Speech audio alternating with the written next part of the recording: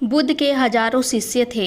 जब उनका कोई शिष्य बुद्धत्व को प्राप्त हो जाता, वो उसे किसी एक दिशा में भेजकर वहाँ के लोगों को जागरूक करने और कराने, ज्ञान देने के लिए जाने की आज्ञा देते थे।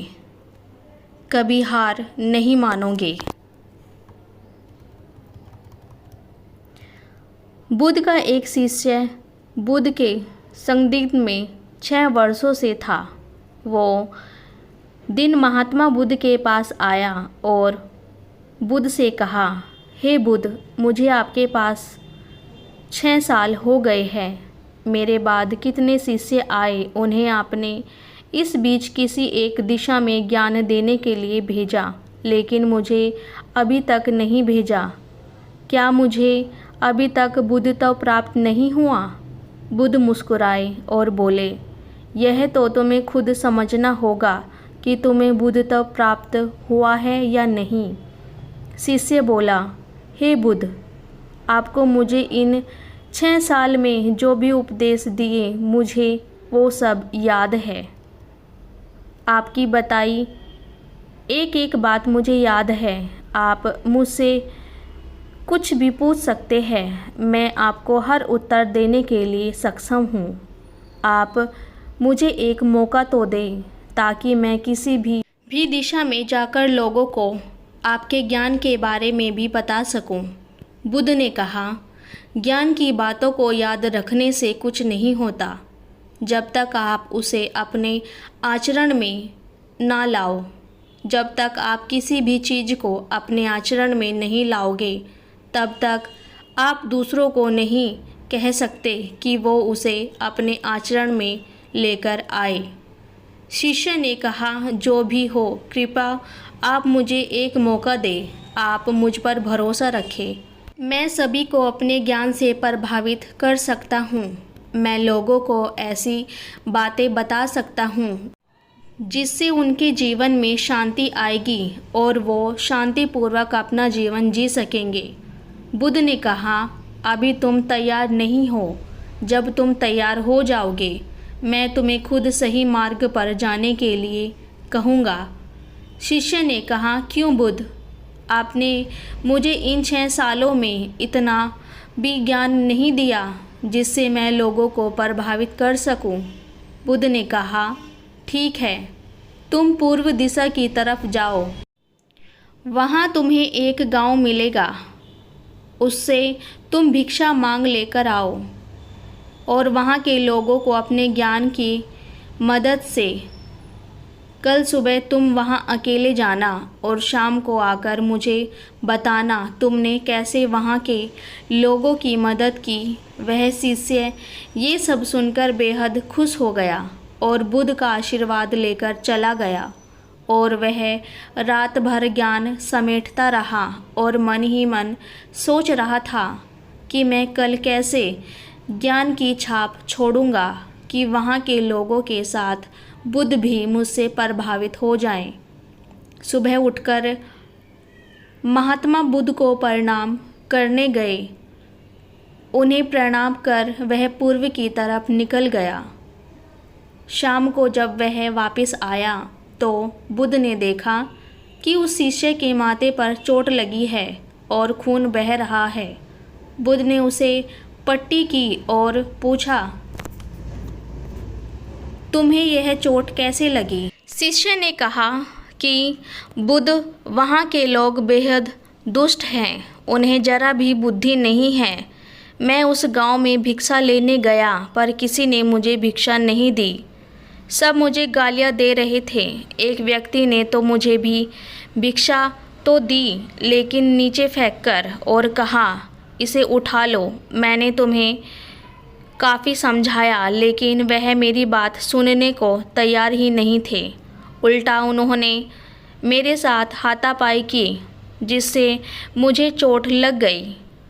हे बुद्ध, आप मुझे दूसरी जगह भेजें जहाँ के लोगों में बुद्धि हो। इस तरह ना हो। बुद्ध उसकी बात सुनकर मुस्कुराए और बोले कि अगर तुम्हें दूसरे गांव में भी ऐसा ही माहौल और लोग मिले तब क्या तुम कहाँ जाओगे, क्या करोगे?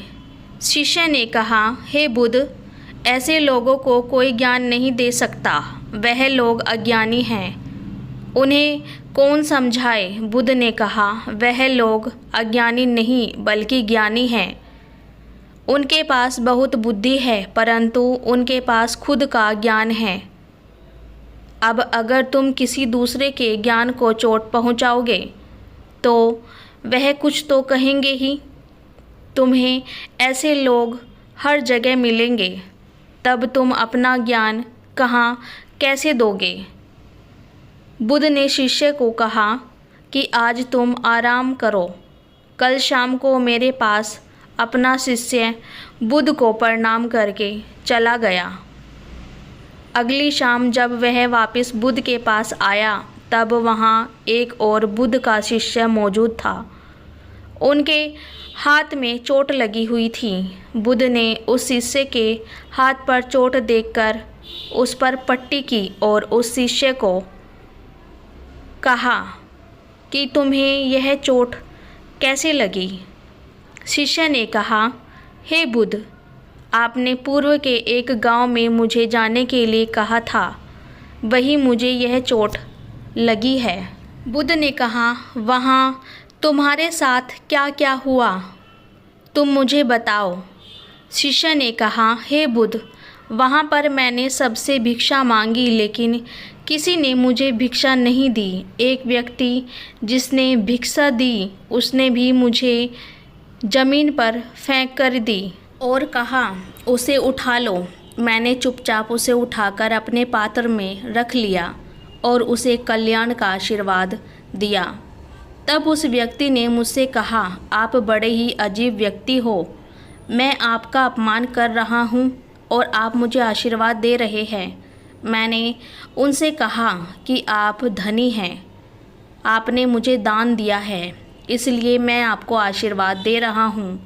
फिर वहाँ से मैं आगे गया तो कुछ लोगों ने मुझे वहाँ से जाने के लिए कहा। उन्होंने मुझे कुछ अपशब्द कहे और मुझ पर कुछ पत्थर फेंके, जिससे मुझे चोट लग गई। जब मैं वापस आ रहा था, तब मैंने एक माँ को रोते हुए देखा। वह अपने बीमार बच्चे को लेकर चिंतित थी। मैं तुरंत जंगल में जाकर उनके लिए जड़ी बूटी ले आया, लेकिन वहाँ के लोग मुझे जड़ी बूटी देने नहीं दे रहे थे।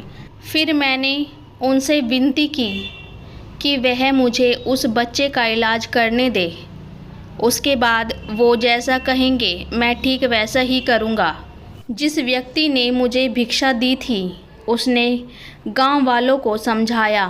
तब उन्होंने मुझे उस बच्चे को जड़ी बूटी लगाने को दी।